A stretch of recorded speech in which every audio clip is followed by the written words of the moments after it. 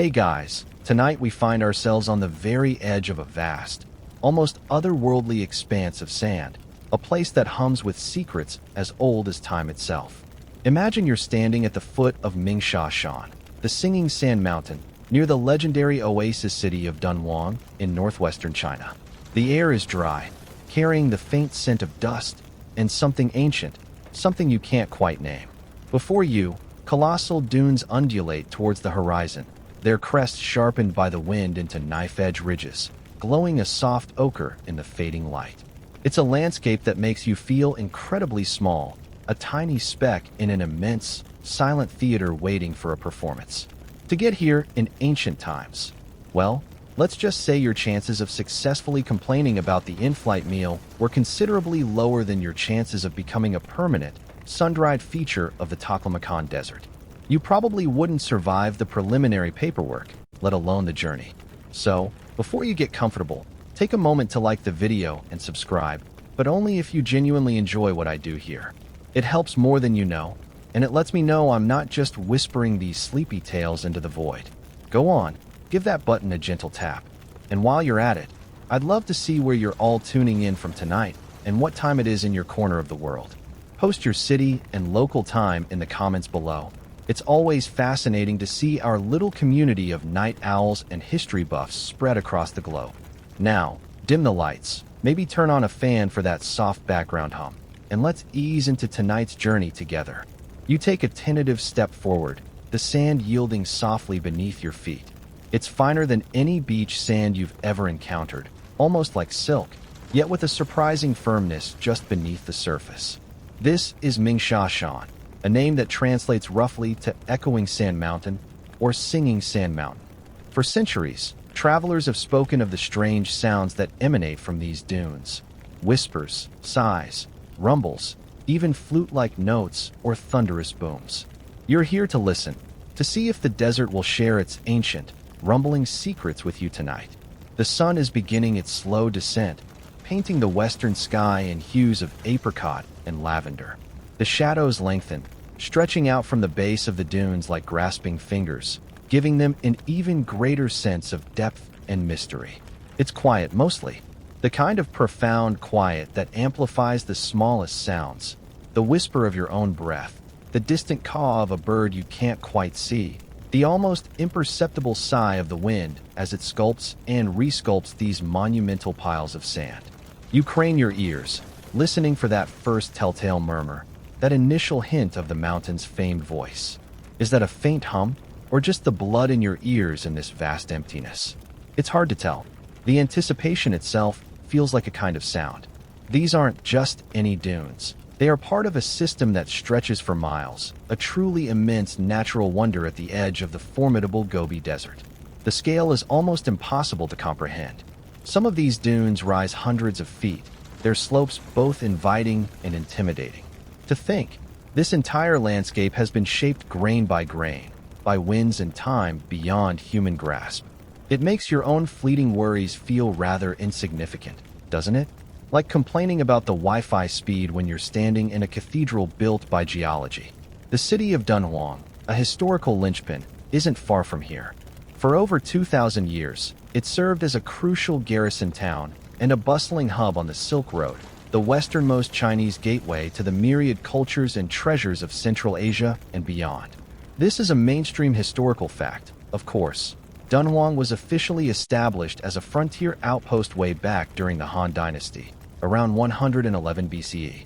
Imagine the caravans that passed this way, laden with silk, spices, jade, and ideas. Their camels probably much less impressed by the scenery than you are right now, mostly concerned with where their next drink of water was coming from. You find yourself wondering about those ancient travelers. Did they hear the sand sing? Did it comfort them, or did it add to the eerie, sometimes terrifying, nature of their journey through these wild lands? Historians still argue whether the earliest Chinese chronicles mentioning Mingsha, singing sand, specifically referred to this very Mingsha near Dunhuang, or perhaps to other dunes within the vast, sprawling Taklamakan Desert system to the west. The records are poetic, evocative, but often frustratingly vague on exact cartography. It's like trying to pinpoint a specific restaurant from a food blog written on papyrus. Charming, but you might end up in the wrong part of town. As you stand there, a quirky little tidbit comes to mind. Some ancient local legends, the kind whispered by grandparents rather than etched in official histories, suggested that disturbing the sands too vigorously, especially during certain phases of the moon or at dusk, could awaken slumbering desert spirits.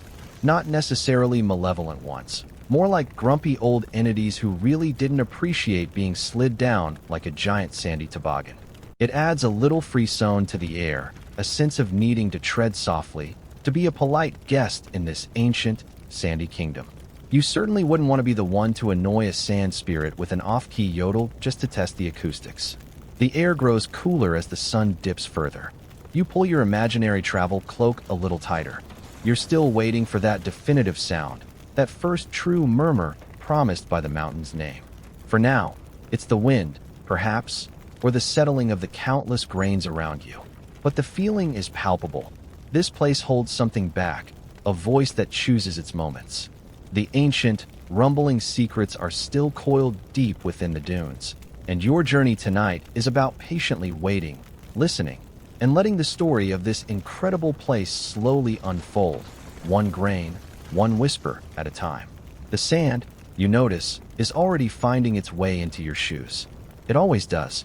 It's the desert's way of giving you a little souvenir, whether you want it or not. The air remains still for a long moment. The silence, so profound it almost has a texture. You're patient, though, letting the desert set its own pace. Remember that sand that found its way into your shoes? It's a persistent companion on any desert adventure. Like glitter after a craft fair, you'll be finding it for weeks. You wiggle your toes, feeling the fine grains shift, and then a subtle change. It begins not as a distinct sound, but as a feeling, a faint vibration through the soles of your feet, as if the earth beneath you has just sighed contentedly. You hold your breath, tilting your head, and there it is, a low, incredibly soft hum, like a distant cello string being bowed ever so gently. It seems to emanate from everywhere and nowhere at once. It's so quiet at first, you wonder if you're imagining it, if your ears, starved of input, are simply inventing phantoms. But it persists, a delicate thrumming that seems to resonate deep within your chest. This, you realize, is the overture. The mountain is beginning to clear its throat. You shift your weight slightly, taking a slow step up the gentle slope of a smaller dune nearby, and the hum intensifies, just a fraction, gaining a little more body. A sudden gust of wind, not strong, but a definite presence, sweeps across the face of the dune further up. As it passes, it seems to coax a new layer of sound from the sands. This time it's a higher-pitched, whispering sigh, almost like 1,000 hushed voices sharing a secret. It's an eerie yet beautiful sound, the kind that might make the hairs on the back of your neck prickle if the overall atmosphere weren't so profoundly peaceful. It's as if the sand grains themselves are chattering, each tiny particle rubbing against its neighbor, creating a collective murmur that rises and falls with the breeze. You try to imagine capturing this on your phone, but you know instantly that a mere recording wouldn't do it justice. It would be like trying to bottle the scent of rain or the warmth of the first spring sun. It's an experience, not just an audio file. As you venture a little further, testing the dune's response, you notice that your own movement plays a part. When you slide your foot, even gently, down a slightly steeper patch, the sound changes again. It becomes a soft, drawn-out rustle, a sibilant shhhhhhh that seems to follow your motion. It's surprisingly responsive. You almost feel like a conductor, albeit one with very limited control over an orchestra that has been rehearsing for millennia. Perhaps it doesn't take requests, though? You doubt asking for a sandy rendition of your favorite pop song would yield much. The Han Dynasty Chinese, who, as we know, established Dunhuang as a key outpost, were certainly aware of these strange desert noises. In fact, records like the Book of Later Han and other historical texts contain mentions of singing sands or thunder sands. These weren't just fanciful tales, they were observations by scholars and officials stationed in these remote desert regions. They often attributed the sounds to the actions of gods or spirits, which is perfectly understandable when faced with a mountain that spontaneously bursts into song or starts rumbling like an approaching army. And speaking of rumbling, as the evening deepens and the temperature continues to drop, a new sound joins the chorus. This one is deeper, more resonant. It starts as a low growl, like a very large, very distant creature stirring from its sleep. Then, it swells into a distinct boom, a soft, percussive thud that you feel as much as hear. It's not aggressive, not like actual thunder, but it's undeniably powerful. It's the kind of sound that makes you understand why ancient people might have imagined immense war drums hidden beneath the earth, or the marching feet of a ghostly legion. This deep booming is perhaps the most famous of Mingxia Shan's vocalizations. You can almost imagine the ground vibrating like the skin of a colossal drum. It's a bit like hearing the universe's stomach rumble after a particularly long day of existing. There's a quirky old belief amongst some of the more traditional desert dwellers that the different sounds are omens. A sustained, gentle hum might signify good fortune for travelers or a peaceful period for the oasis. The sudden, loud booms, however, were sometimes thought to herald an approaching sandstorm or some other significant event. It's a fascinating idea, the landscape itself acting as a kind of early warning system, though probably not one you'd rely on for your weekly weather forecast. You find a comfortable spot to sit, letting the diverse soundscape wash over you. There's the persistent low hum, the intermittent whispers of the wind-driven grains, the satisfying slither as small rivulets of sand cascade down steeper slopes. And then, punctuating it all, those resonant, almost melancholic booms. It's a symphony of grains, a complex and ever-changing performance. Scientists still debate the precise combination of factors required for a dune to sing robustly, particularly whether internal moisture levels play a primary inhibiting or occasionally contributing role under specific compaction conditions. Too wet, and the sand won't flow properly. Too dry, and perhaps some cohesive element is lost. It's a delicate balance, a recipe known only to the desert itself. The variety is what's truly astonishing. It's not just one sound, but a whole vocabulary. Sometimes you hear a sound that's almost like a far-off bell, a clear, surprisingly pure tone that hangs in the air for a moment before fading. Other times, it's a collection of smaller pops and crackles, as if a giant bowl of Rice Krispies has just had milk poured on it. You close your eyes, focusing solely on the auditory experience, trying to pick out the individual threads of sound from the rich tapestry the desert is weaving. The secrets of Mingxia Shan aren't just in its history or its geology. They're alive, vocal, and being shared with you now, in this moment, under the vast, starlit sky. The mountain is indeed singing, and its voice is as ancient and profound as the desert itself. As the symphony of the sands continues its ancient, hypnotic performance around you, your gaze might naturally drift, seeking a counterpoint to this overwhelming dryness, this endless expanse of golden brown. The deep booms and soft hums seem to vibrate through the very air, a constant reminder of the desert's power. You might even find yourself unconsciously licking your lips, the thought of water a distant but pleasant notion. After all, listening to a mountain sing is thirsty work. And just as that thought surfaces, as if conjured by the desert's own subtle magic, your attention is drawn towards a patch of deeper color, a hint of impossible green nestled right at the foot of these colossal, ever-shifting Mingxia Shan dunes. This is Dunhuang, or rather, the life-giving heart that allowed Dunhuang to exist. Yaquan, more famously known as Crescent Lake. And it is nothing short of a miracle. Imagine, after days, or even weeks, of trekking through the relentless aridity of the Gobi, surrounded by nothing but sand and rock, and perhaps the occasional, rather judgmental-looking camel from a passing caravan, you would suddenly encounter this jewel. It's a perfect crescent moon of shockingly clear water, cradled lovingly by the very dunes that threaten to engulf it. The contrast is breathtaking. On one side, the towering, ochre slopes of the singing sands, which, as you now know, are quite the vocal performers. On the other, this serene sliver of blue, fringed with vibrant green reeds and trees, a defiant splash of life in the face of desolation. It's like finding the last, perfectly chilled bottle of water in the back of the fridge on a scorching day, pure, unadulterated relief and delight. You feel an almost irresistible pull towards it. As you approach, you notice a subtle shift in the air. It's still dry. This is the desert after all, but there's a faint coolness, a whisper of humidity that wasn't there before. The scent of dust begins to mingle with the faintest aroma of damp earth and vegetation. It's incredibly refreshing. The sounds change too. The deep hum of the dunes might still be a distant bass note, but closer now are the gentle rustlings of leaves, the chirping of unseen insects, perhaps even the contented quack of a wild duck paddling serenely on the lake's surface. It's a pocket of vitality, a testament to the stubborn persistence of life. Crescent Lake isn't a vast body of water. It's modest in size, perhaps a few hundred meters from tip to tip, but its significance is immeasurable. For millennia, this small, crescent-shaped spring has been the primary reason why the oasis city of Dunhuang could thrive as such a critical stop on the Silk Road.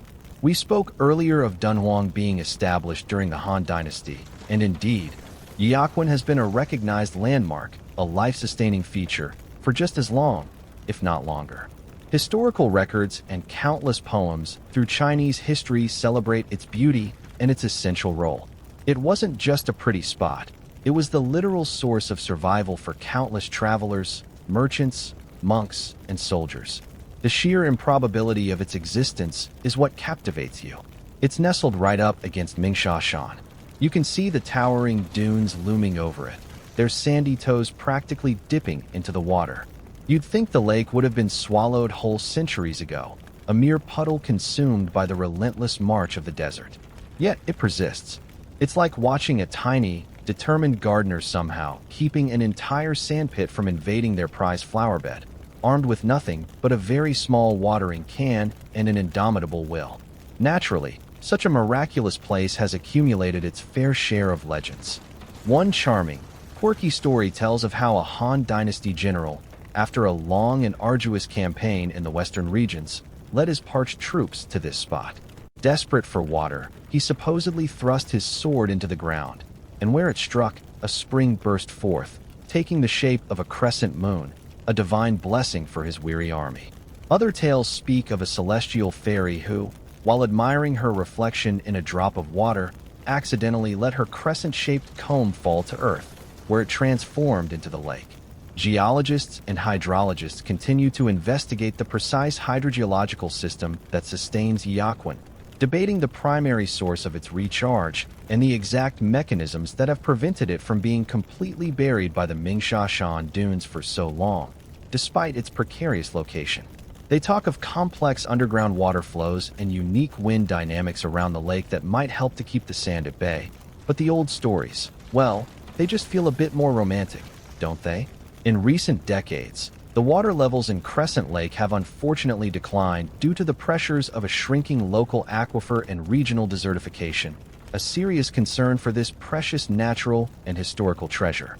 There have been concerted efforts by the government to replenish and maintain its water levels, pumping water back into it to preserve its unique ecosystem and its iconic shape.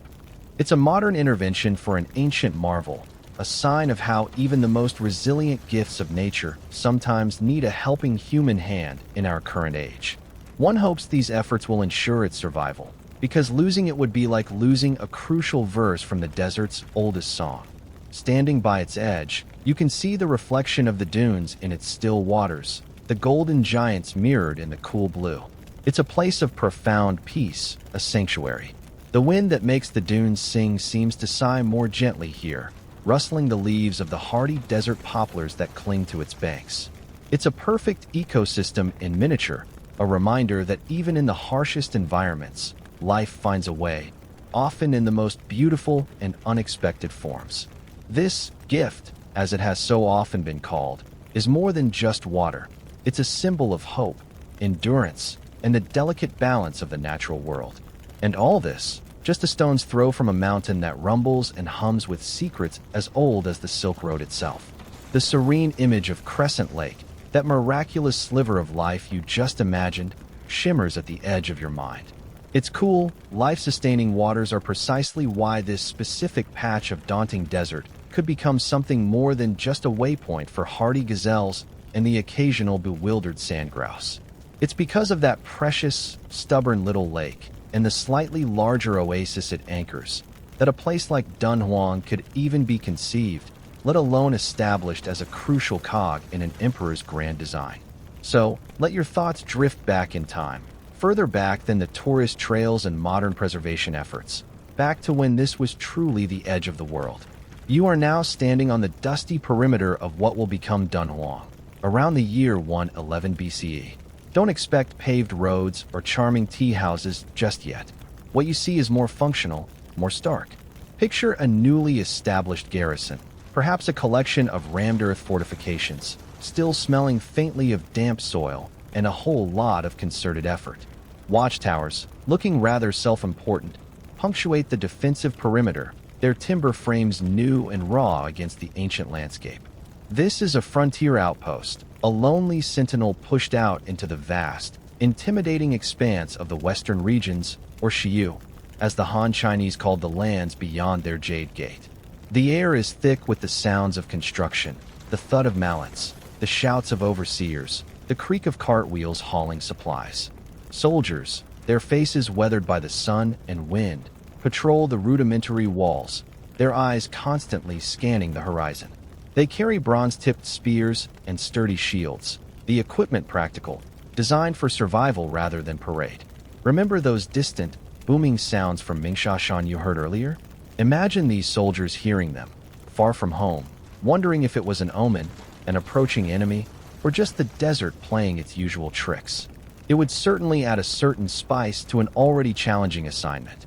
The establishment of Dunhuang as a commandery was a key move by the ambitious Han Dynasty Emperor Wu. This is a well-documented historical fact.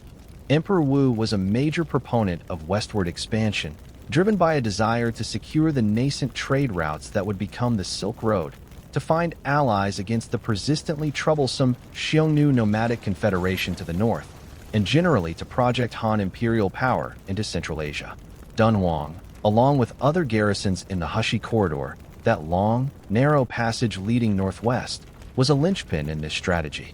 It was to be a beacon of Han authority, a place to control movement, collect intelligence, and provide a secure base for further expeditions. The TripAdvisor reviews back then, had such a thing existed, would likely have been rather blunt, 0 stars. Drafty accommodations, sand literally everywhere, and the neighbors are a bit loud, mostly warring nomads with a penchant for surprise visits. On the plus side, the sunsets over the singing dunes are quite something, if you survive to see them. Life here, for those early Han soldiers and settlers, would have been unimaginably harsh. The isolation alone must have been a heavy burden. The imperial capital, Chang'an, was a staggeringly long and perilous journey away. Sending a strongly worded letter of complaint to your commanding officer, let alone the big boss back in the capital, probably involved a 6-month turnaround by horse, assuming the messenger didn't get lost, eaten by wolves, or simply decide that becoming a goat herd in a remote mountain valley was a better career choice. You were, to put it mildly, on your own. The landscape itself was an ever-present character in their lives. The searing heat of summer, the bone-chilling cold of winter, the constant wind, and the ever-present, infiltrating sand. That same sand you found in your shoes earlier, only they had it in their food, their bedding, their everything. And then there were the singing sands of Mingsha Shan, a constant, mysterious soundtrack to their remote existence. Did they find it soothing, a desert lullaby? Or did those deep rumbles fill them with a primal unease, a sense of unseen powers lurking in the dunes?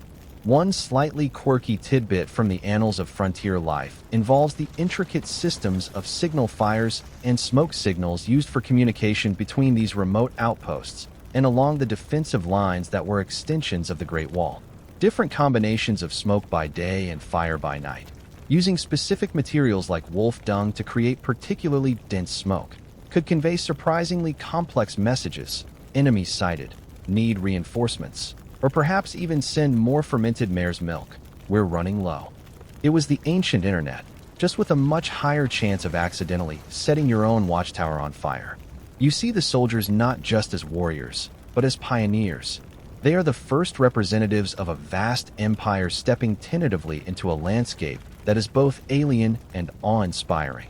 They are learning to read the signs of the desert, to find water beyond obvious sources like Crescent Lake, to understand the movements of the local nomadic peoples, some hostile, some potentially useful as guides or allies.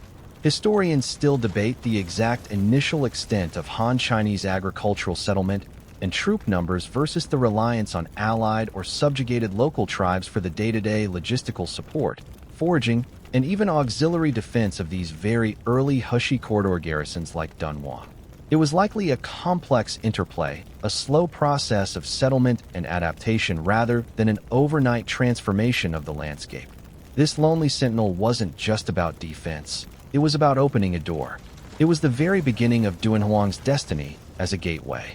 From here, imperial envoys, like the famed Zhang Qian on his earlier missions, would venture forth into the vast unknown, a phrase that seems almost quaint now in our age of satellite imagery and instant global communication, where the most unknown thing is usually where you last left your car keys.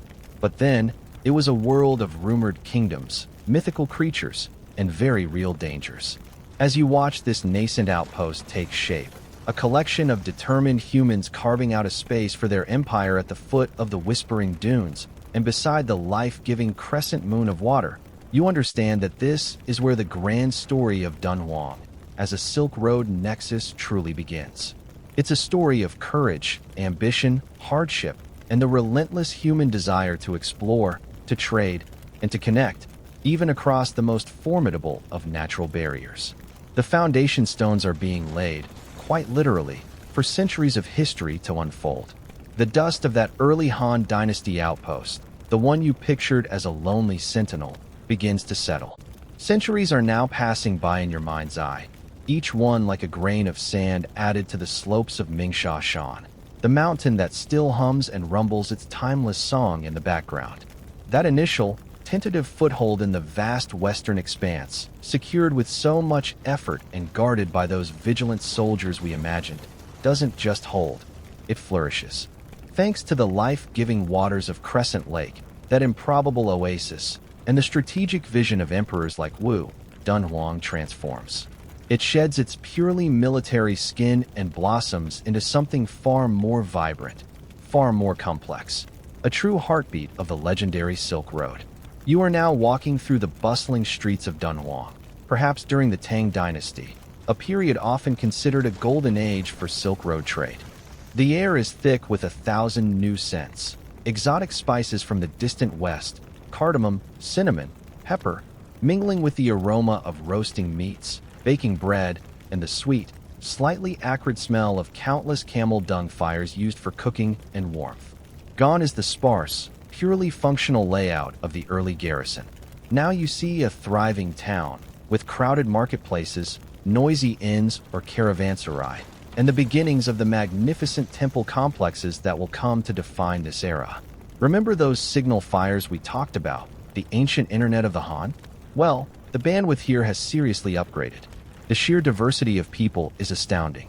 You see Han Chinese merchants in their silk robes, their faces keen with calculation, haggling alongside Sogdian traders from Central Asia, instantly recognizable by their distinctive caps and brightly patterned coats. The Sogdians were the master middlemen of the Silk Road, their language a lingua franca of commerce across vast distances. You might overhear conversations in a dozen tongues: Turkic dialects, Sanskrit, Tocharian, a mysterious Indo-European language spoken in the Darim Basin, perhaps even a smattering of Persian or Prakrit. It's a veritable United Nations of ancient commerce, and remarkably, it all seems to function, lubricated by the universal languages of profit and mutual need. Trying to get a refund or exchange on a faulty product when the merchant is already 3 months down the road towards Samarkand. However, well, that probably required a level of diplomatic skill we can only dream of. And the goods. Oh, the goods. Caravans of Bactrian camels, those magnificent two-humped beasts perfectly adapted to the desert, arrive and depart in clouds of dust, their bells clanging a rhythmic, plodding tune. They carry the most famous export from the east, silk. Bolts of shimmering, exquisitely embroidered silk, so coveted in Rome that it was said to be worth its weight in gold. But it's not just silk heading west. There are ceramics, fine porcelain that would grace the tables of distant potentates, lacquerware with its deep, lustrous sheen, and increasingly, tea, that marvelous leaf that would conquer the world. Coming east, the caravans are laden with treasures of a different kind. Roman glassware, marvels of clarity and color, precious metals like gold and silver, exotic perfumes and incense, sturdy Fergana horses prized for their speed and stamina by the Chinese military, and new plants that would transform agriculture and cuisine, grapes, alfalfa for animal fodder, walnuts, pomegranates. It's a two-way street, a constant flow of material wealth that enriches empires and transforms lifestyles. Imagine the excitement of unpacking a crate that has traveled thousands of miles, revealing something utterly new and wonderful. It was the Amazon delivery of its day, just with significantly more camels and a much longer estimated shipping time. But perhaps the most precious cargo transported along these dusty trails wasn't material at all. Dunhuang, because of its strategic location, became a major conduit for the eastward transmission of Buddhism from India and Central Asia into China. This is a hugely significant historical fact. Monks, scholars, and pilgrims traveled with the merchant caravans, carrying sacred texts, religious imagery, and philosophical ideas. They rested and replenished their supplies at oases like Dunhuang, debated with local scholars, and slowly, painstakingly, translated scriptures. You can almost picture them, serene amidst the commercial hustle, their saffron or dark robes a stark contrast to the merchants' finery, their minds focused on enlightenment rather than earthly profit. They were the original influencers, their new ideas spreading like wildfire along these ancient networks. This vital role in the spread of ideas is reflected in the very landscape of Dunhuang. As you wander, you'd notice not just bustling marketplaces, but also the construction and expansion of temples and monasteries. Different faiths found a toehold here. While Buddhism became dominant, traces of Nestorian Christianity, Manichaeism, and Zoroastrianism also passed through or briefly flourished, making Dunhuang a truly cosmopolitan center. Scholars continue to analyze and debate the relative economic impact and volume of different goods traded along the Silk Road, particularly how much ordinary bulk trade like textiles or grain occurred versus the more glamorous and historically documented luxury items. It's likely a complex picture, with fortunes being made on both high-value, low-volume goods and perhaps more mundane, but essential, commodities. One quirky little detail that highlights the intense commercial activity is the sheer volume of contracts, IOUs, and other business documents discovered in places like the Mogao Caves near Dunhuang, many written on paper, another Chinese invention making its way west.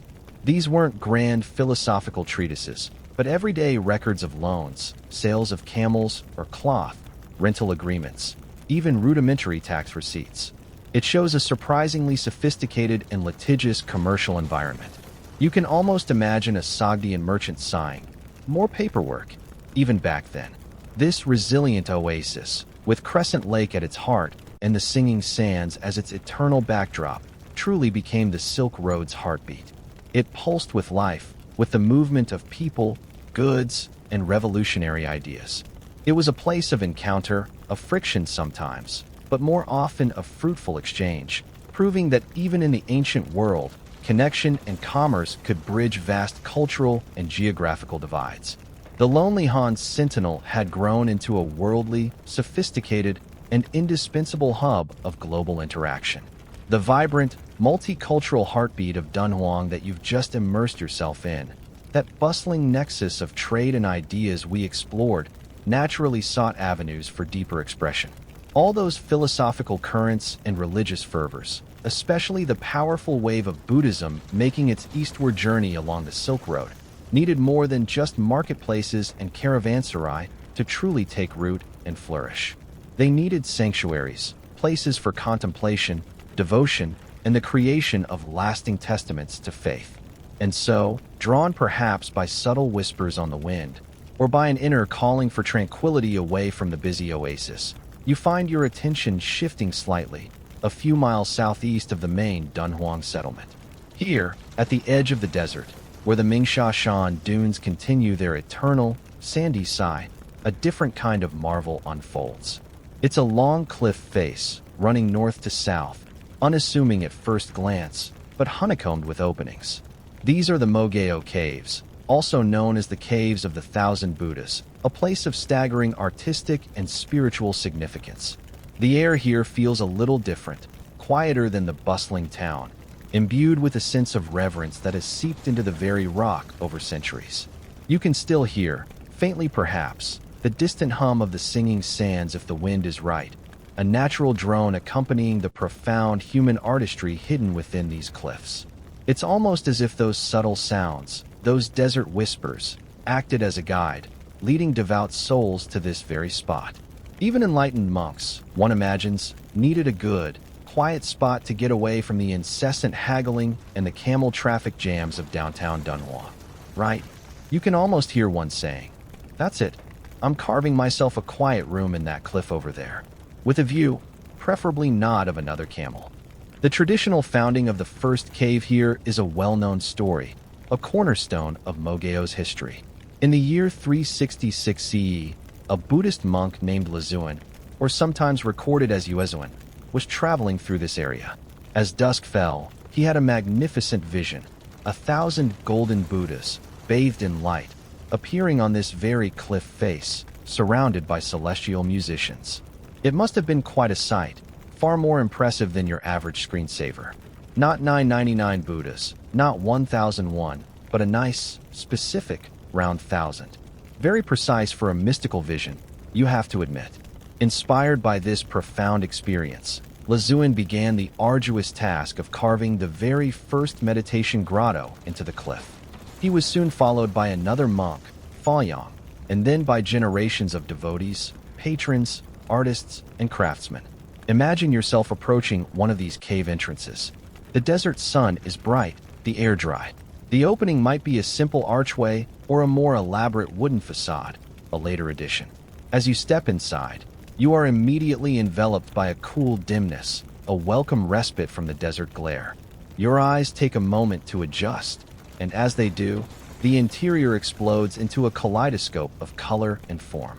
The walls and ceilings are covered, literally every inch, with vibrant murals depicting Jataka tales, stories of the Buddha's previous lives, scenes from Buddhist sutras, celestial beings, bodhisattvas with serene smiles, and portraits of the pious donors who funded the cave's creation, hoping to earn merit for their next life. The smell is of ancient dust, dry plaster, and the faint, lingering scent of mineral pigments and perhaps centuries of incense smoke. Elaborate, often life-sized or even larger, painted stucco sculptures of Buddhas and bodhisattvas occupy central niches, their expressions conveying compassion and profound peace. The sheer density of art is overwhelming, a testament to incredible faith and artistic endeavor. To think that all of this was created by hand, often in difficult conditions, by artists whose names are mostly lost to time. It's a long-term art project on an epic scale, and there was certainly no undo button if you happened to sneeze while painting a crucial detail on a Buddha's nose or misjudged the angle of a bodhisattva's compassionate gaze. The level of detail in some of these murals is astonishing. You might see depictions of everyday life in ancient China, interwoven with the religious narratives, merchants with their camels, a familiar sight from our previous wanderings through Dunhuang's markets, farmers in their fields, musicians playing long-forgotten instruments. It's a visual encyclopedia of the era. A particularly quirky and fascinating detail found in some of the murals is the use of incredibly expensive pigments, like lapis lazuli for the vibrant blues. This deep blue stone was not native to the region. It had to be imported all the way from Afghanistan, another precious commodity traveling the Silk Road, destined not for a noble's jewelry, but to adorn the robes of a painted Buddha in a remote desert sanctuary. It speaks volumes about the devotion and resources poured into these sacred spaces. Art historians and archaeologists continue to debate the extent of foreign artistic influences versus indigenous Chinese developments in the earliest murals at Mogeo, particularly regarding stylistic elements that seem to echo Gandharan art from what is now Pakistan and Afghanistan, or even Persian and Central Asian motifs. The truth is likely a rich fusion, with artists at Dunhuang absorbing styles and techniques that arrived with travelers along the Silk Road and blending them with established Chinese artistic traditions to create something uniquely powerful and local. These caves weren't just art galleries. They were active places of worship, meditation, and learning for nearly 1,000 years. They served as scriptoriums, libraries, and meditation cells. The most famous discovery at Mogao, of course, was the uncovering of the Library Cave, Cave 17, in the early 20th century, which contained tens of thousands of manuscripts, printed documents, and paintings on silk and paper, sealed up for centuries. This treasure trove has provided invaluable insights into the history of the Silk Road, Buddhism, and the diverse cultures that flourished in this region. Standing here, in the imagined cool dimness of a Mogao cave, surrounded by this ancient, breathtaking art, you can feel the profound connection between the landscape, the faith, and the people. The singing sands outside, the life-giving oasis nearby, and the ceaseless flow of the Silk Road all contributed to making Dunhuang the extraordinary place it was, a place where such incredible artistic and spiritual endeavors could take root and blossom for a millennium, their whispers echoing down to us today. Leaving the serene, art-filled coolness of the Mogao caves in your mind, you drift back towards the vast, undulating expanse of Mingsha. The memory of those 1,000 Buddhas, born from a vision as Lazuin stood before the cliffs, lingers as a testament to human faith and artistry.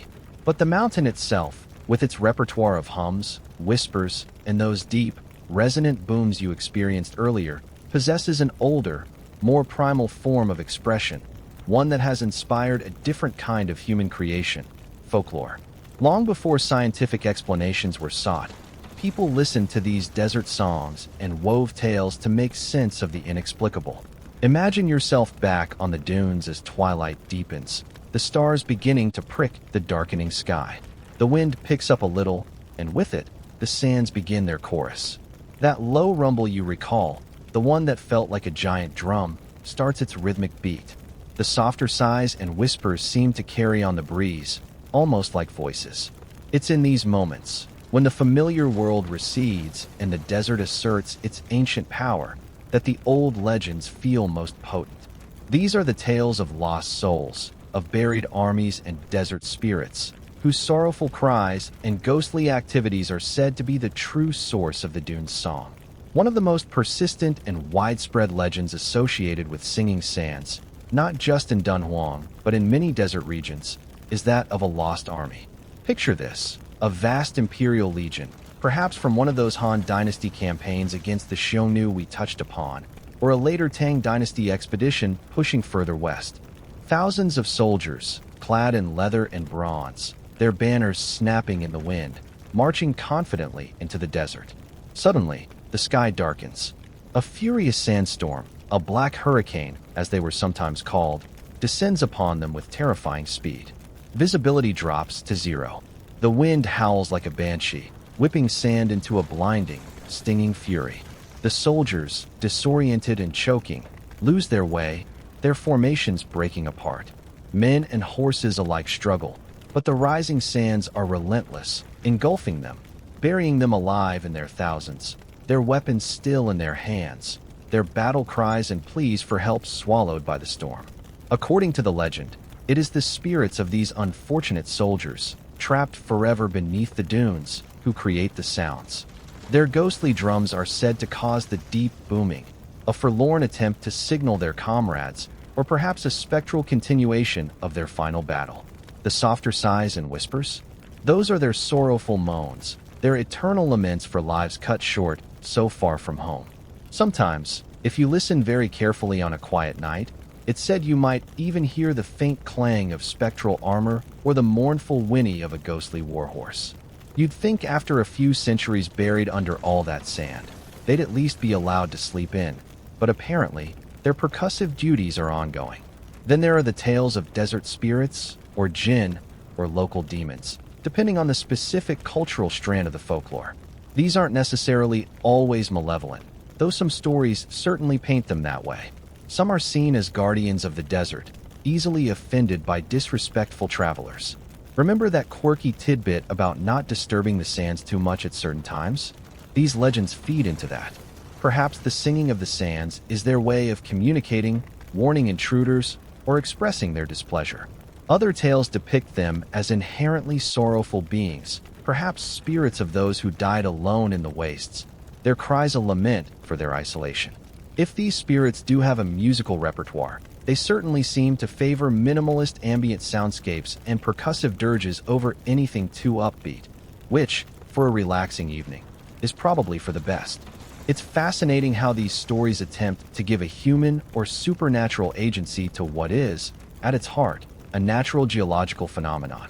While we might now understand some of the physics behind the singing sands, the friction of specific types of sand grains under certain conditions, for ancient peoples, these explanations were unavailable. What they had was a powerful, awe-inspiring, and sometimes unsettling auditory experience.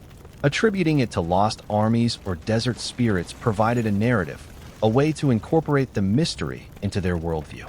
It's a bit like trying to interview a desert spirit for a podcast. So, tell us, spectral entity, is that booming sound a manifestation of your eternal sorrow, or did you just stub your ectoplasmic toe on a particularly large sand dune? The answers would likely remain elusive. There's a grim kernel of truth that might have fueled these lost army legends. History does record instances of military expeditions and large caravans suffering catastrophically in the deserts of Central Asia.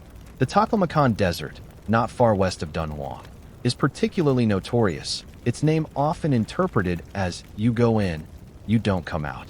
Mainstream historical accounts, while perhaps not detailing spectral drumming, do describe the very real dangers of sandstorms, dehydration, and disorientation that could wipe out entire groups of people. These tragic events, seared into collective memory, could easily have transformed over time into the more fantastical tales of buried legions whose spirits still cry out. A quirky local tradition, sometimes whispered about in older communities near such dunes, might involve leaving small offerings, a bit of water, a few grains of roasted barley, or perhaps just a respectful silence, before attempting a crossing or even approaching the singing sands too closely. It's a gesture of acknowledgement, a nod to the unseen forces or the memory of those believed to be lost there, ensuring one doesn't provoke any lingering sorrow or anger from beneath the sands.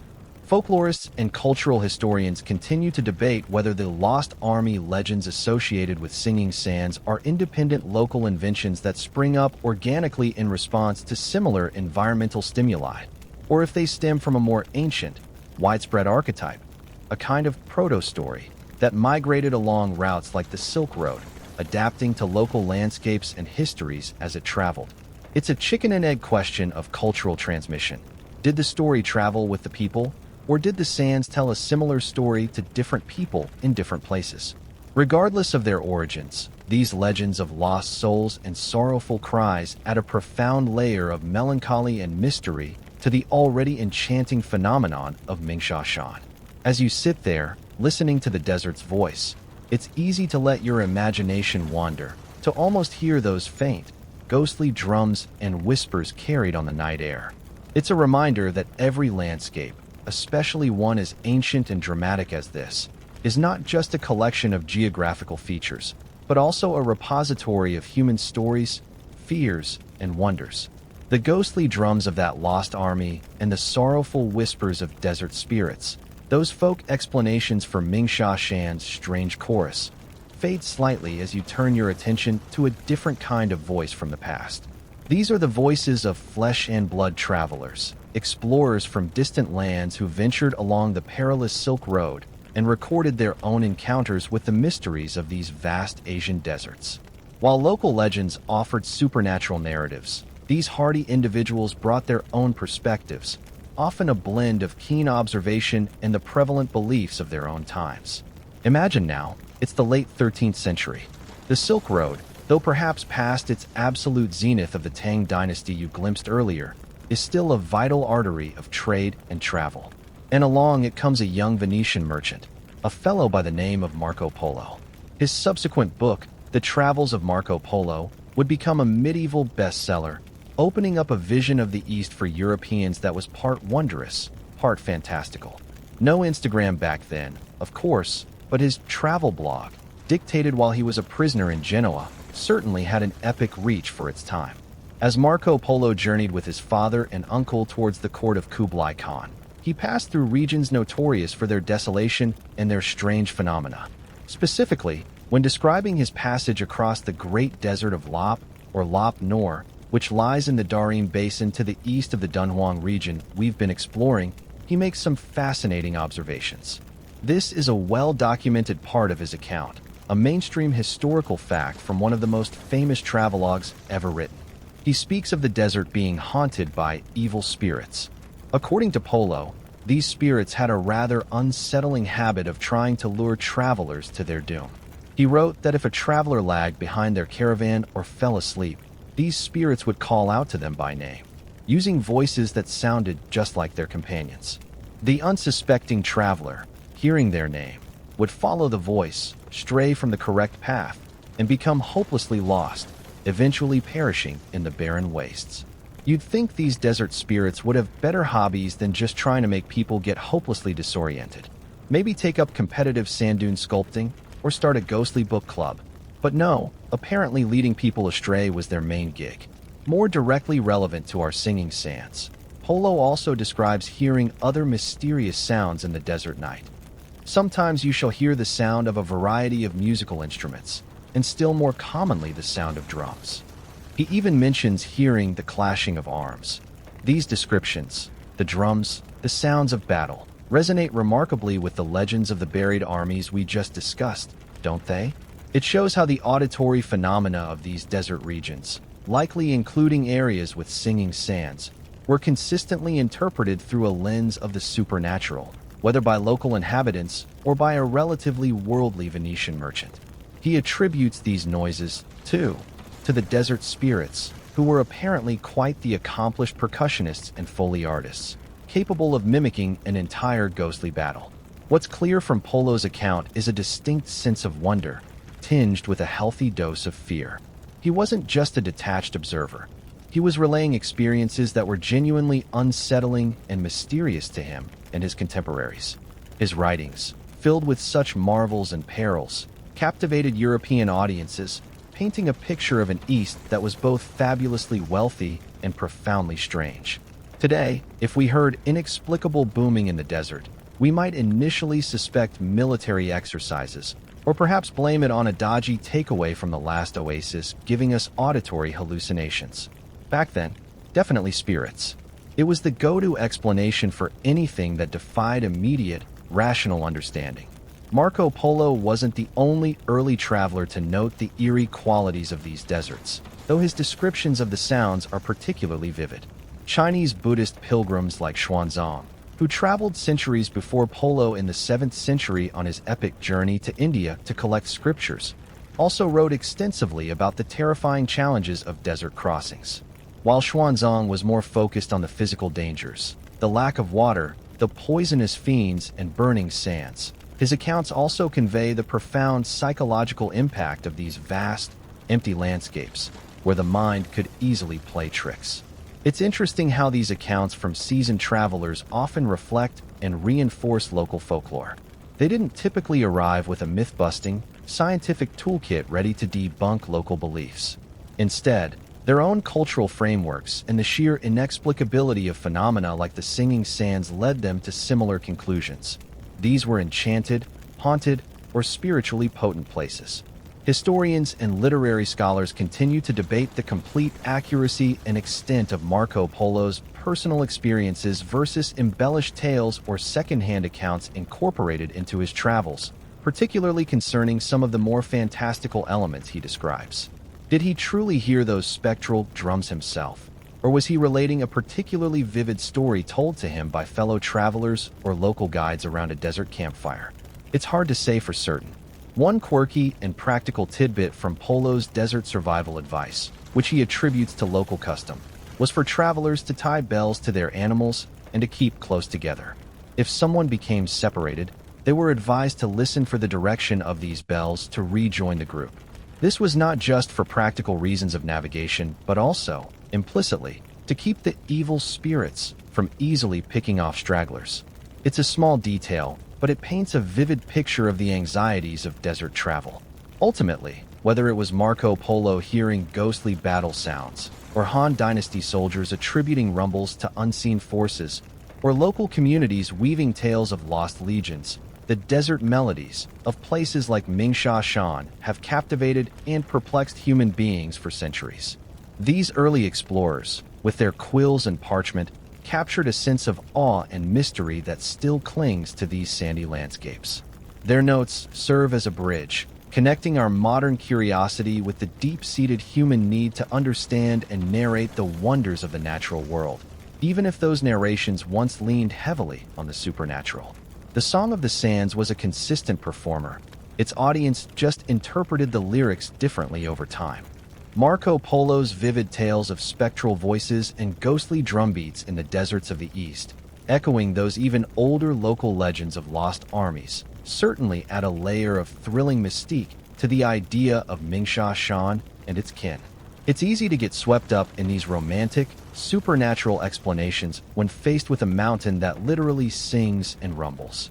But as centuries passed and the age of exploration gave way to an age of scientific inquiry, people began to listen to these desert melodies with a different kind of ear, wondering not just who was making the sounds, but how they were being made.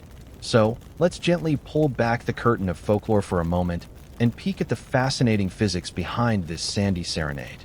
Don't worry, we're not aiming to entirely banish the magic with cold, hard facts.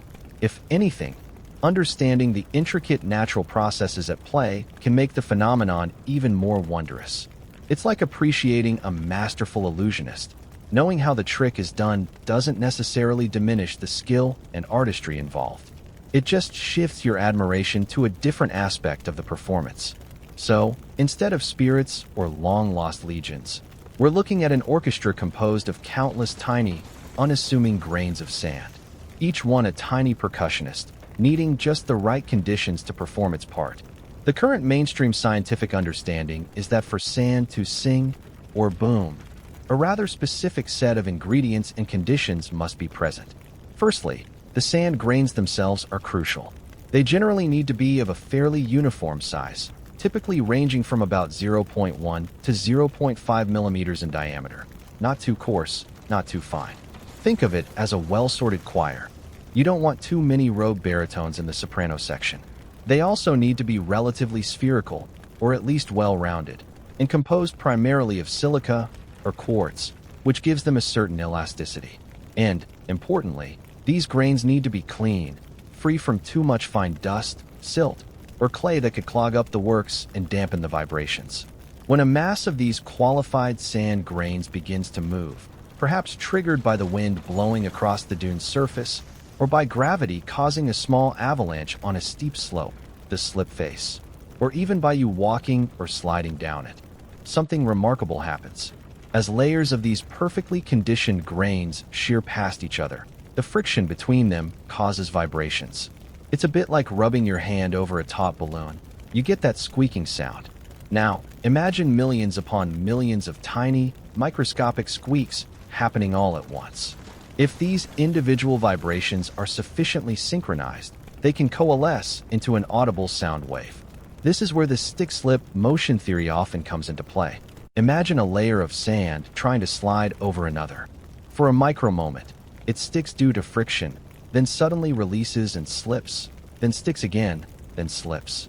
This rapid, repeated stick-and-slip action can generate a coherent vibration, much like how a violin bow drawn across a string creates sound through a similar stick-slip process, just on a vastly different scale.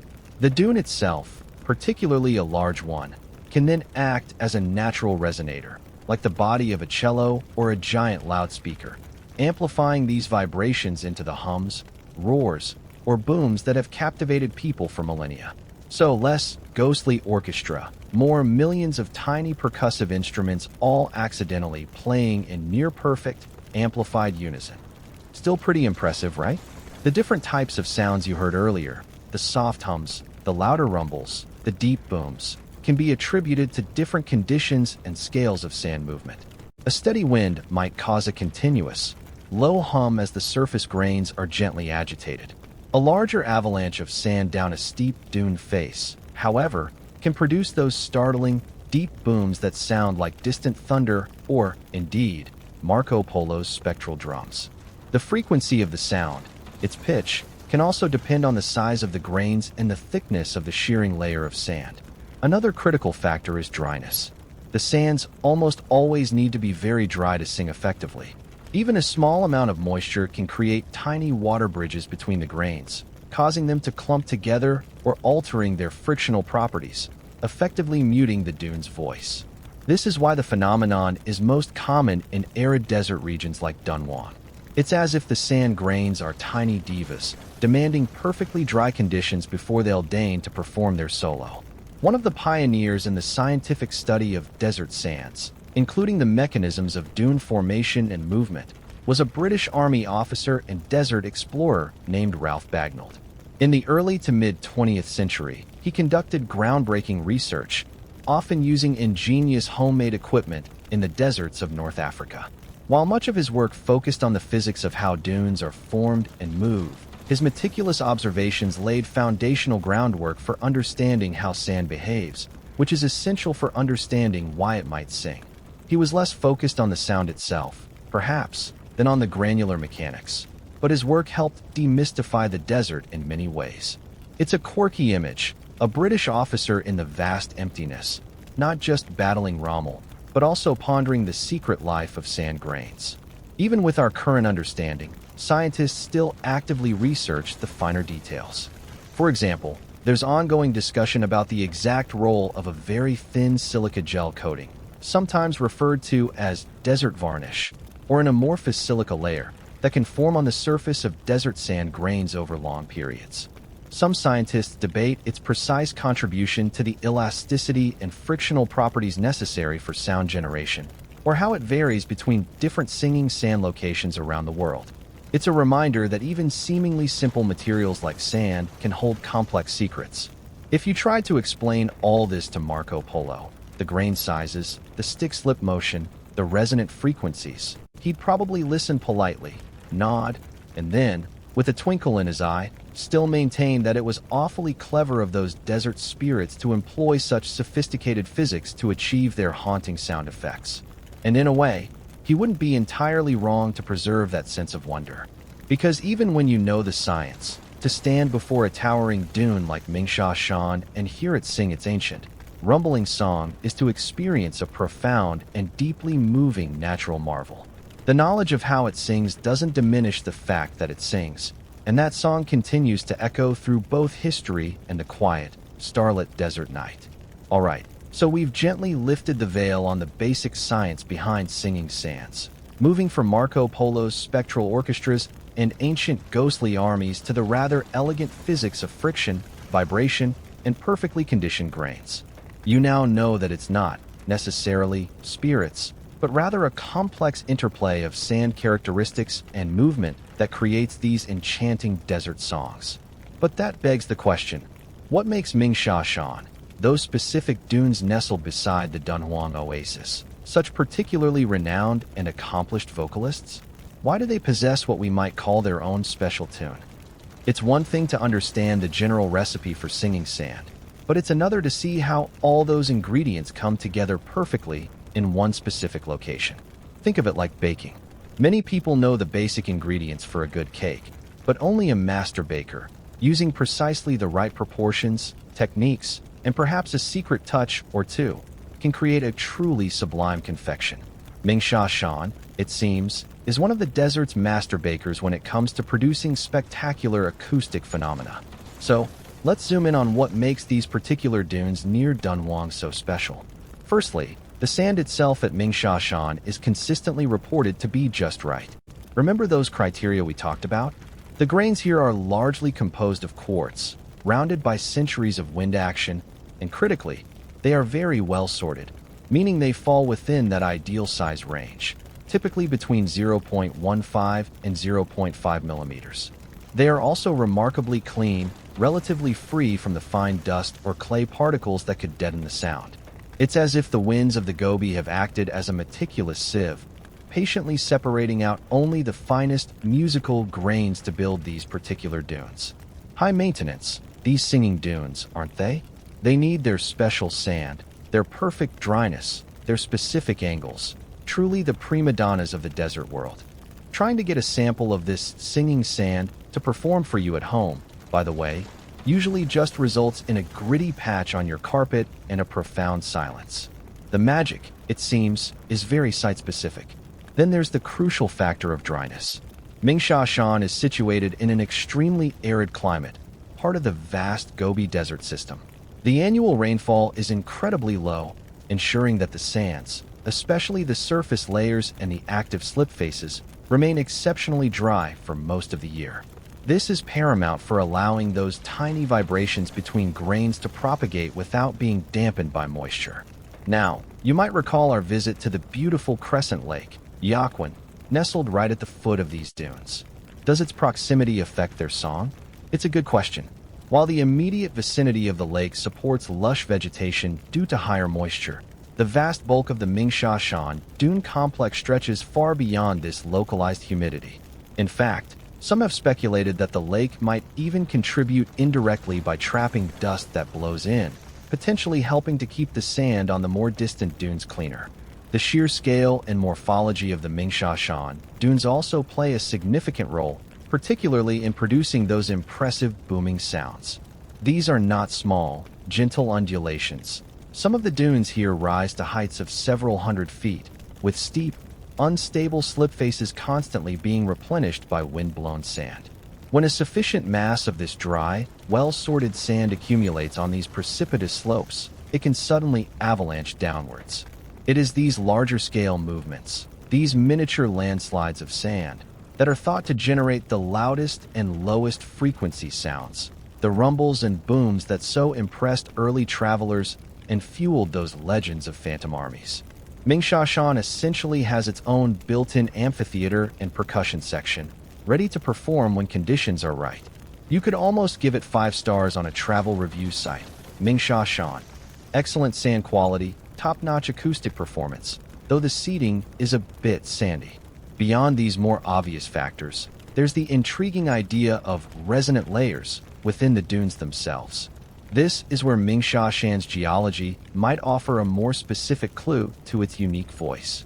Some researchers propose that certain singing dunes, including possibly Mingsha, may have internal structures, perhaps layers of slightly more compacted sand or strata with different grain characteristics or even subtle moisture content at depth that act like a hidden soundboard or a resonating chamber. These buried layers, formed by past dune movements or climatic conditions, could selectively amplify certain frequencies produced by the shearing surface sands, giving the dune its characteristic tonal quality. The mainstream geological understanding is that large dunes are complex structures built up over millennia with distinct internal layering, known as crossbedding, which certainly could influence their acoustic response. A quirky local observation you might hear from older Dunhuang residents or experienced desert guides is that different parts of Mingsha sing with slightly different voices, or that the best concerts occur at particular times of the day or year, often after a period of strong winds has freshly tuned the dunes by resorting the surface sands and building up those steep, unstable slip faces. Some might even point to a specific dune or slope known for its particularly clear or loud song. It's as if the mountain has its favorite spots for a performance. Geophysicists and sedimentologists continue to model and debate the precise influence of internal dune structures, such as these buried slip faces or variably cemented layers, on the amplification and tonal quality of sounds produced at specific, highly vocal locations like Mingsha. It's a complex acoustic puzzle, trying to figure out how the hidden architecture of a sand dune contributes to its audible voice. Are there truly resonant chambers deep within, or is it more about the overall shape and the specific mechanics of surface avalanches? The debate adds another layer of gentle mystery to the music of the sands. So, Mingsha's special tune isn't just down to one single factor. It's a perfect storm, a symphony of ideal conditions, the right kind of sand, meticulously sorted and cleaned by the desert winds, the extreme aridity of the climate, the towering scale and steep slopes of the dunes themselves, primed for sonorous avalanches, and perhaps those subtle, hidden resonant layers within, all contributing to its powerful and varied vocalizations. It's a unique geological and acoustic fingerprint, making these dunes near Dunhuang not just another patch of desert, but a truly extraordinary natural musical instrument. Having delved into the specific geological and acoustic secrets that give Mingsha Shan its special tune, that perfect blend of fine, quartz-rich sand, extreme dryness, towering dunes, and perhaps those mysterious resonant layers, it's easy to imagine these Dunhuang dunes as solitary stars, unique musical prodigies in a silent, sandy world. But as you continue your gentle, drifting journey of thought, you might begin to wonder, are they truly alone in their song? Or are there other sandy virtuosos, other desert divas, performing their own unique repertoires in far-flung corners of our planet? The truth is, while particularly spectacular booming dunes like Mingsha Shan are indeed rare gems, the phenomenon of singing sands in various forms is more widespread than you might think. Mingsha Shan is certainly a star performer in what you could almost call a global sand choir, each member with its own distinct voice and local legends. It's a fascinating mainstream scientific and geographical fact that the phenomenon of sonorous sands, whether it's the deep booming of desert dunes or the higher-pitched squeaking or whistling of certain beaches, has been documented on every continent that possesses suitable sandy environments and arid or semi-arid conditions. These sand grains, it seems, get around more than many international rock stars, and they always know how to start a very particular kind of party, usually a very slow, rumbling, ambient affair. Let your mind wander for a moment, away from the Gobi and towards the vast, sun-scorched landscapes of Africa. In the Namib Desert of Namibia, some of the tallest dunes in the world are also known to produce powerful, roaring sounds, often described as being similar to a low-flying aircraft. Imagine the awe of ancient sand peoples hearing those colossal mountains of sand suddenly burst into a deafening chorus. Further north, various locations within the immense Sahara Desert also boast their own singing sands, each with local tales of desert spirits or jinn whose activities are believed to cause the mysterious noises, much like the legends you heard surrounding Mingsha Shan. It seems the human instinct to attribute such powerful, inexplicable sounds to supernatural beings is a fairly universal one. Then, journey across the Atlantic to the Americas. In the United States, the Kelso Dunes in California's Mojave Desert are famous for their booming, which can be quite impressive under the right conditions.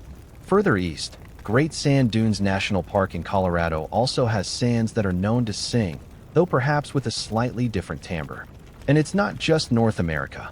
Reports of singing or booming sands also emerge from arid regions in South America, such as parts of the Atacama Desert in Chile or coastal dunes in Peru. Each location, a unique expression of the same underlying physics we explored, those carefully sorted grains, the dryness, the shearing action. Back towards Asia, but looking beyond China, parts of the Arabian Peninsula are home to their own grund, or booming sands. The singing sands of Qatar are a well-known tourist spot, though their song might be more of a whisper or a hum compared to the giants of Mingsha Shan or the Namib.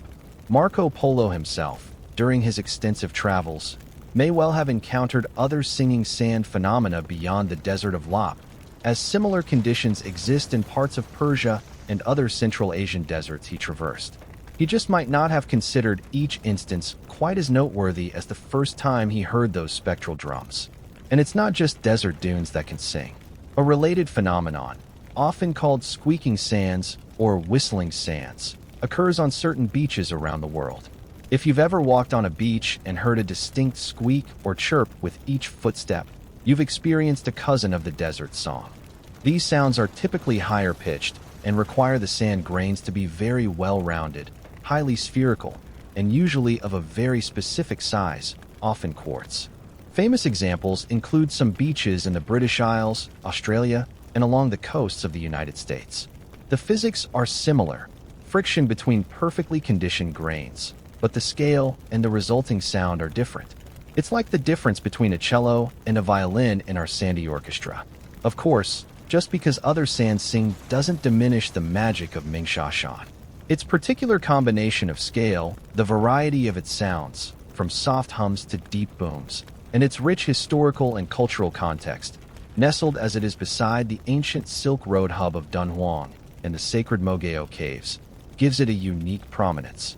If there were a world tour of singing sand dunes, Mingsha would undoubtedly be a headline act. Their setlist might be a bit niche, mind you, mostly deep cuts and ambient rumbles, with the occasional surprise booming solo. A quirky tidbit from the world of singing sand enthusiasts, yes, they exist, involves attempts to play different dunes or even to categorize their sounds almost like musical notes. Some dedicated researchers have spent years traveling to these remote locations, meticulously recording and analyzing the acoustic properties of different singing sands, trying to understand what gives each one its specific voice. It's a peculiar but fascinating field of study, at the intersection of geology, physics, and a touch of artistic appreciation.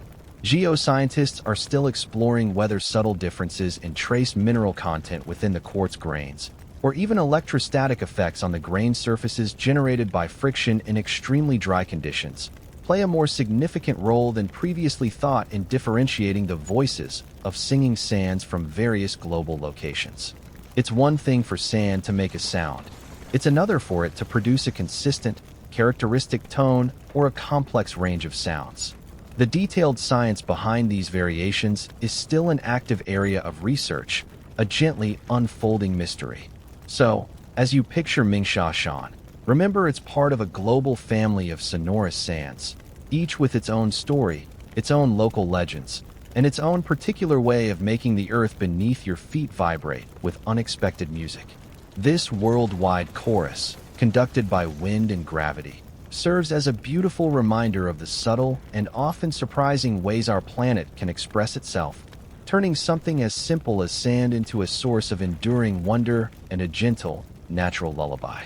Knowing now that Mingsha is a leading voice in a global chorus of sonorous sands, each with its own local character, you might start to wonder about the conductor of this vast, sandy orchestra. What is the invisible force that not only shapes these immense dune fields, but also coaxes them into song, from the deserts of Namibia to the Mojave, and of course, to our star performer near Dunhuang? The answer, my friend, is blowing in the wind.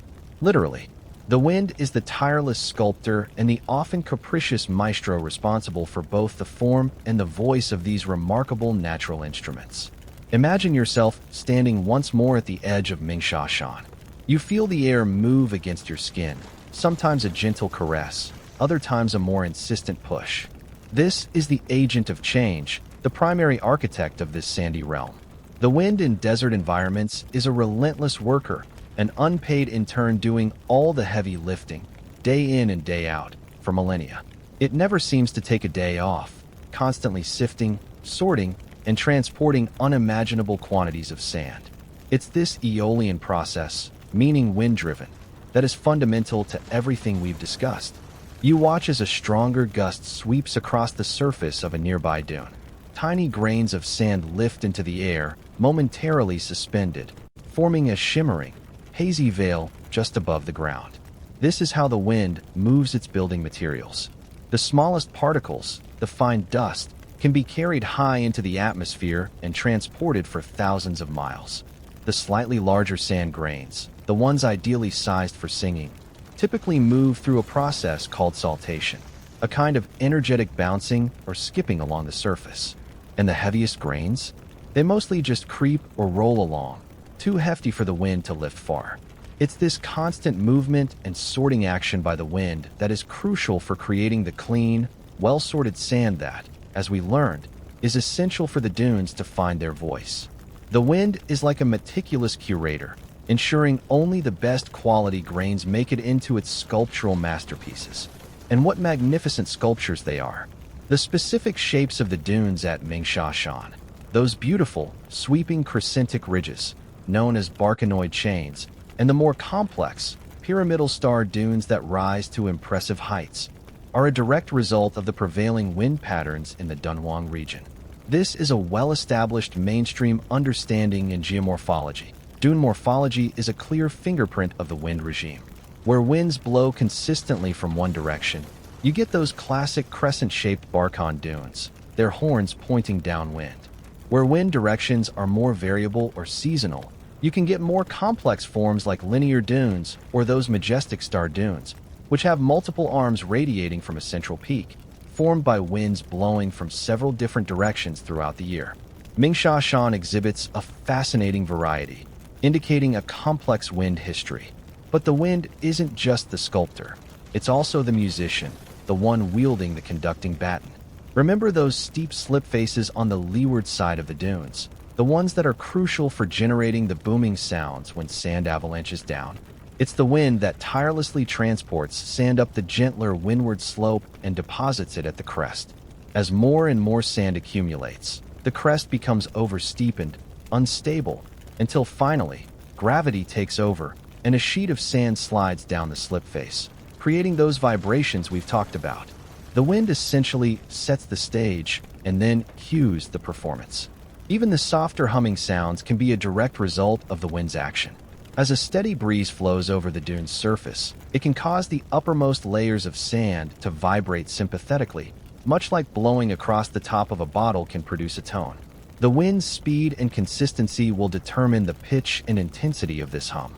It's a more delicate performance, a sustained note in the desert symphony, compared to the percussive booms of an avalanche. You can't really request a specific song from the wind, can you? It plays what it feels like playing, its artistic temperament shifting from gentle lullabies to dramatic crescendos.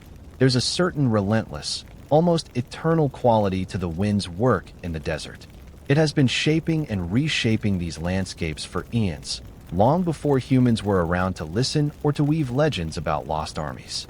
It's a force of nature that operates on geological timescales, yet its effects can be seen and heard in the here and now.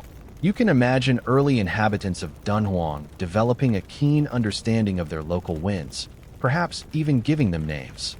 There might have been the black wind that brought blinding sandstorms, or the gentle singing wind that was known to coax the most beautiful melodies from Mingsha Shan. A quirky tidbit related to managing wind and sand involves the historical use of saxual fences or reed barriers around oasis settlements like Dunhuang. These were early, often surprisingly effective, attempts at bioengineering to create windbreaks, slowing the wind locally to encourage sand deposition before it encroached on precious agricultural land or buried pathways. Sometimes they worked, sometimes the desert just shrugged and reclaimed its territory. Aeolian geomorphologists, scientists who study wind-driven landforms, continue to refine complex computational models to predict dune migration and morphological changes under different wind regimes. They debate the precise feedback mechanisms between an existing dune's shape and how it influences local wind flow patterns, which in turn affects where sand is eroded or deposited. It's a dynamic, ever-evolving dance between the wind and the sand, a complex system where each influences the other.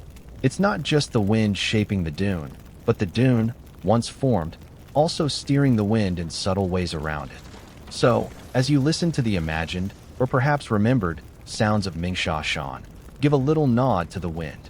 It's the unseen artist, the tireless conductor, the powerful force that not only built these magnificent sand mountains, grain by patient grain, but also continues to play them like a massive, ever-changing natural instrument. Its breath gives them voice, its energy shapes their form, and its constancy ensures that the song of the sands will likely continue for millennia to come, a timeless melody for anyone patient enough to stop and listen. The wind, that tireless conductor and sculptor we just observed, has been shaping and playing the Mingsha Shan dunes for countless millennia, a symphony of natural forces operating on a grand, geological timescale. Its work seems eternal, its creations monumental.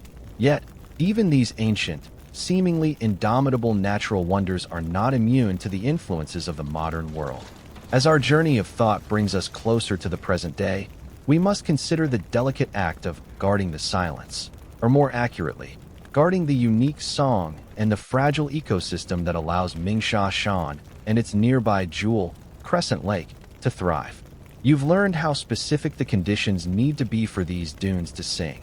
That perfectly sorted, dry, quartz-rich sand. The towering, steep slip faces meticulously built by the wind. The overall aridity of the climate.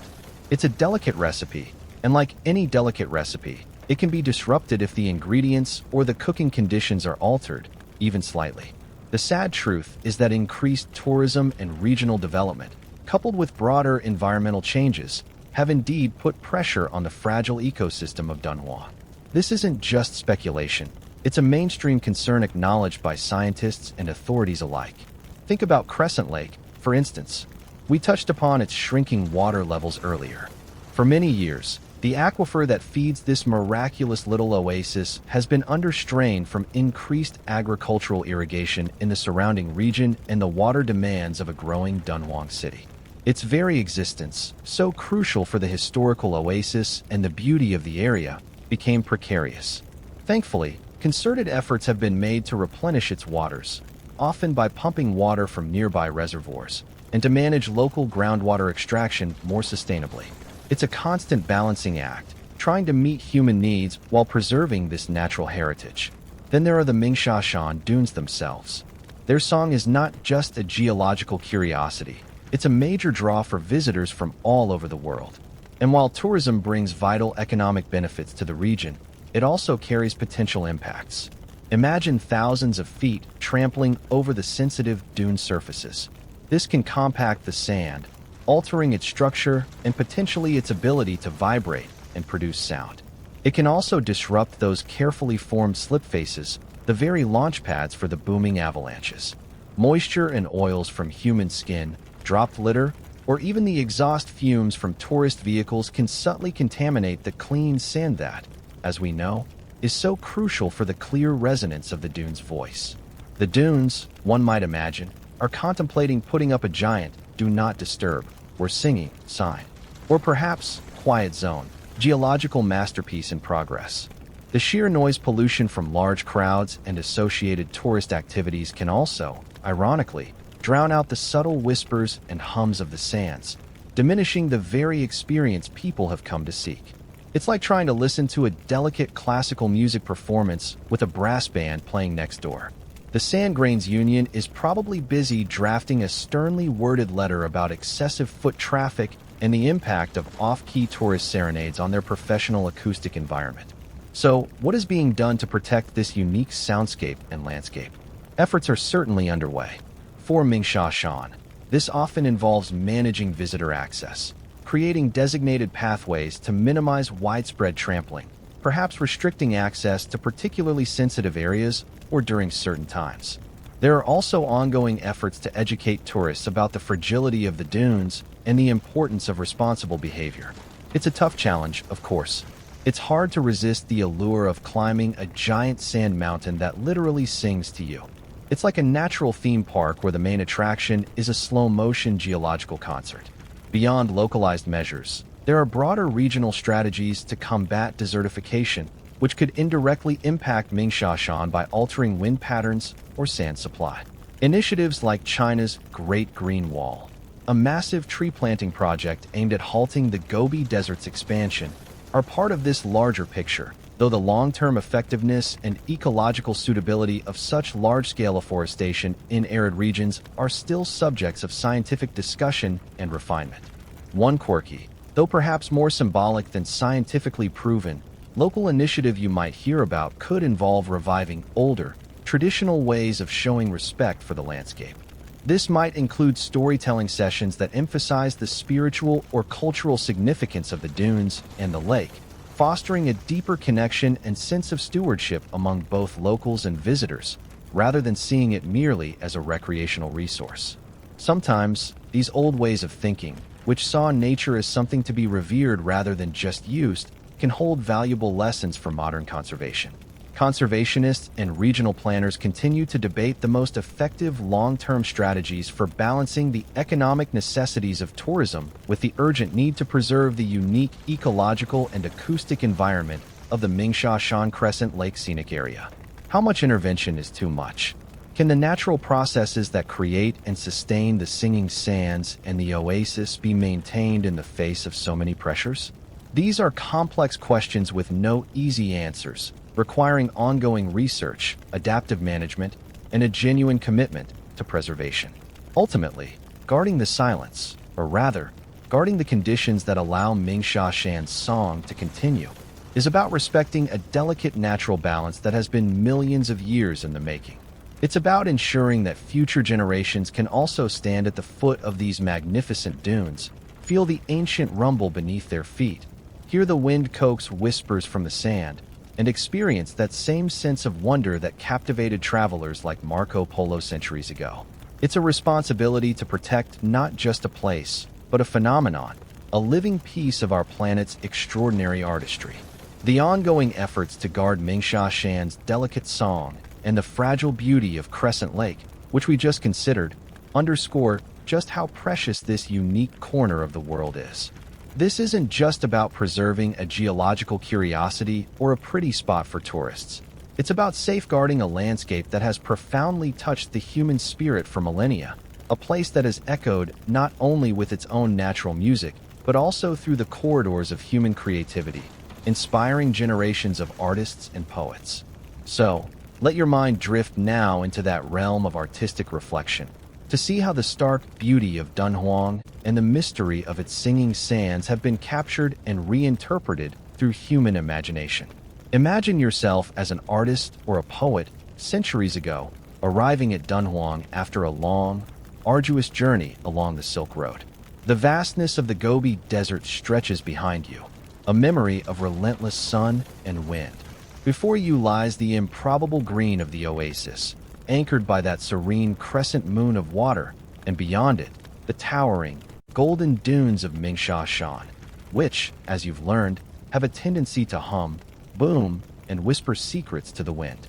Such a potent combination of harshness and beauty, of desolation and life, of history and enigma, couldn't fail to stir the soul and ignite the creative spark. We've already touched upon the incredible artistic treasures within the Mogeo caves, those 1,000 Buddhas, the vibrant murals, the serene sculptures. While primarily driven by religious devotion, the artists who toiled within those hand-hewn grottos were undeniably part of this unique environment. The very air they breathed, the landscape they saw every day as they emerged from their work, must have seeped into their consciousness. Perhaps the deep, resonant colors they used for the robes of Buddhas, the rich crimsons, the lapis lazuli blues we talked about, were an unconscious desire to bring an explosion of inner spiritual richness into a world dominated by the more muted, though equally profound, palette of the desert. It's unlikely you'd find a literal depiction of a dune singing in a mural, but the sense of awe, the spiritual yearning that permeated Mogeo, surely resonated with the mysterious power of the surrounding landscape, including those vocal sands. Early attempts to create scratch-and-listen murals that also captured the desert soundtrack were, one imagines, probably not very successful. It is in the realm of Chinese poetry, however, that the influence of Dunhuang and its environs, including Mingsha Shan, truly sings out. This is a significant historical fact. Dunhuang, particularly during the Tang dynasty, from the 7th to the 10th century, when it was a vital cultural and military outpost of the Chinese Empire, became a powerful theme in what's known as frontier poetry. These poems often captured the raw emotions of life on the edge of the empire, the loneliness of soldiers stationed far from home, the dangers of the journey, the stark beauty of the desert landscapes, and the poignant sounds that filled the air. Imagine a poet, perhaps a scholar official on assignment or a weary traveler, sitting by a flickering lamp in Dunhuang. Outside, the wind howls, or perhaps, more subtly, carries the distant, mournful boom of Mingsha Shan. Their brush would fly across the paper, trying to capture these sensations. Words would paint pictures of yellow sand stretching to the sky, of lonely smoke signals rising from watchtowers, of jade-like waters of Crescent Lake under the moon, and yes, of sands that cry like dragons or rumble like distant thunder. These poets were masters of evocation, using sparse, powerful imagery to convey deep feeling. Trying to find a perfect rhyme for Mingsha Shan might have been a challenge, so they often focused on the evocative power of the sounds themselves, leaving the listener or reader to fill in the resonant silence. Cultural historians and literary critics continue to debate the extent to which this frontier poetry, associated with Dunhuang and similar border regions, reflected genuine, raw personal experiences of hardship and desolation versus established literary conventions and tropes popular at the imperial court back in the capital. Was the poet truly freezing in a watchtower, or were they skillfully employing well-understood poetic imagery to create a particular mood or make a subtle political comment? It was likely a blend of both, but the enduring power of these poems suggests a deep vein of authentic experience and observation. Beyond poetry, the visual arts also drew inspiration. While the great age of landscape painting in China, with its emphasis on capturing the qi or spiritual essence of nature, would flourish somewhat later, the foundational aesthetics were there.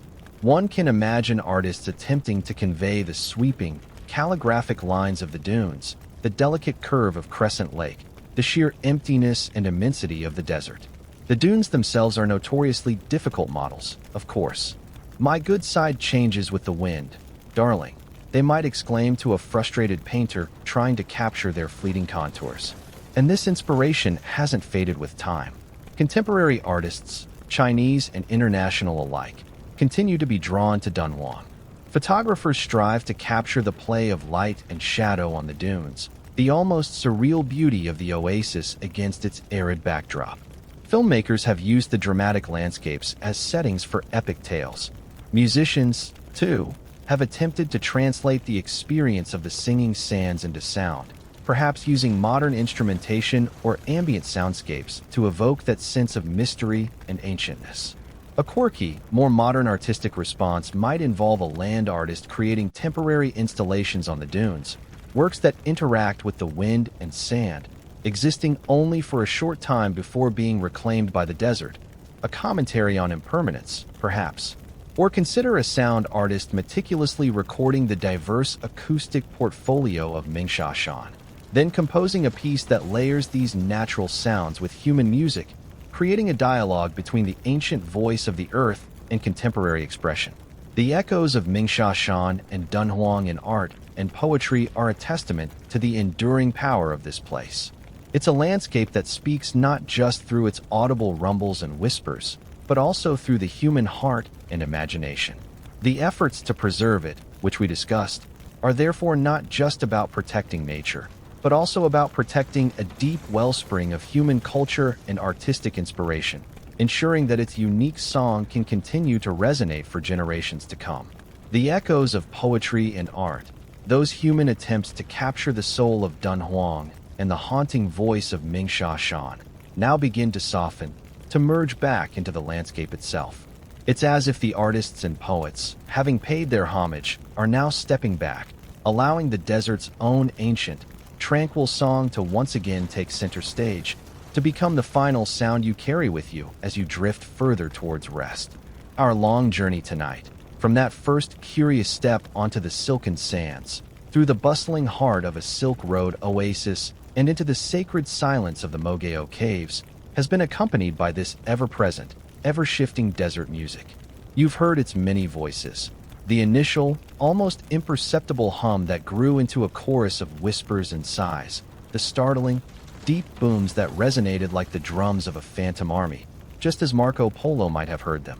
You've glimpsed the resilient life of Crescent Lake, a sapphire gift against the golden dunes, and imagine the Han Dynasty soldiers standing as lonely sentinels at the edge of a vast unknown.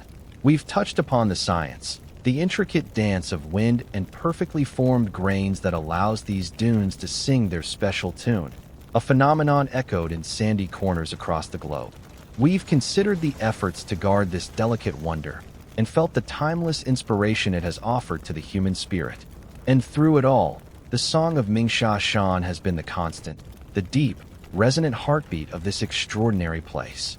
Even with all our understanding, a beautiful layer of mystery endures, doesn't it? Knowing the physics doesn't entirely dispel the magic.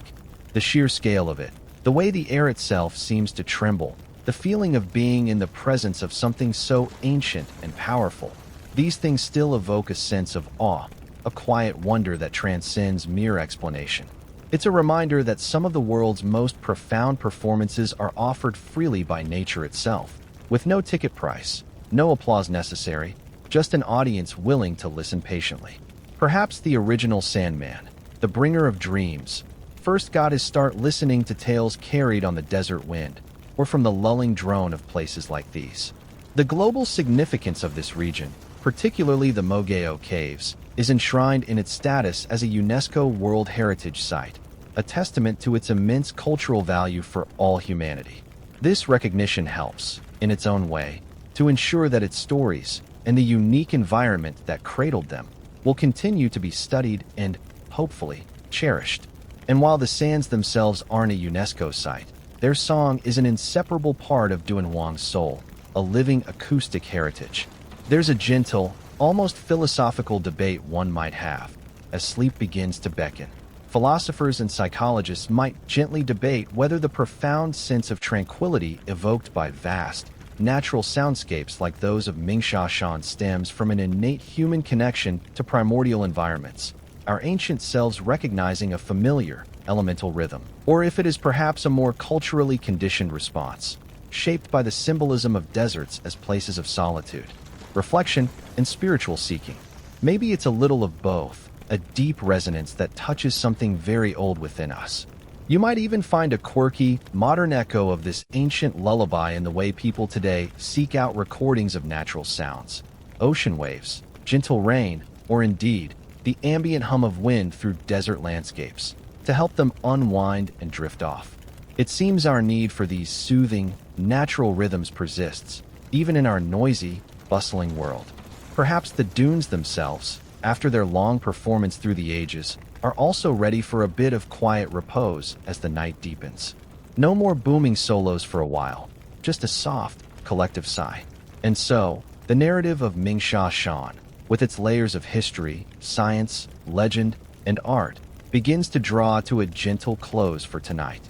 The image of those vast, undulating dunes, shimmering under a canopy of distant stars, remains.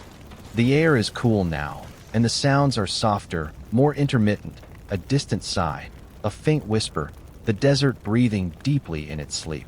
The endless lullaby of the dunes continues, a timeless song that has soothed countless souls before you, a melody woven from wind and sand and silence. It's a song that speaks of eternity, of the slow, patient work of nature, and of the quiet peace that can be found in the heart of even the most formidable landscapes. Let that gentle, rhythmic whisper be your companion now. The vastness of the desert stretches out in your mind's eye, no longer a place of harshness, but one of profound calm and quiet majesty. The moonlight, soft and silvery, bathes the undulating dunes in a gentle glow, each grain of sand a tiny speck of ancient starlight.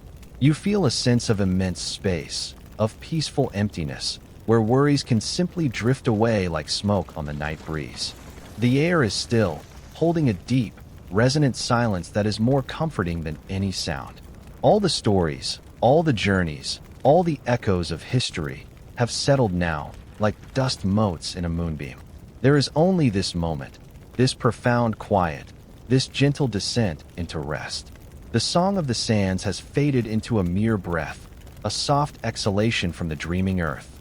Feel yourself becoming lighter, as if you too are a grain of sand, ready to be lifted and carried on a gentle, soothing current, drifting into a deep and peaceful slumber. There is nothing left to do but rest, to let go, to float on this serene tide of quietude. The desert holds you in its ancient, silent embrace.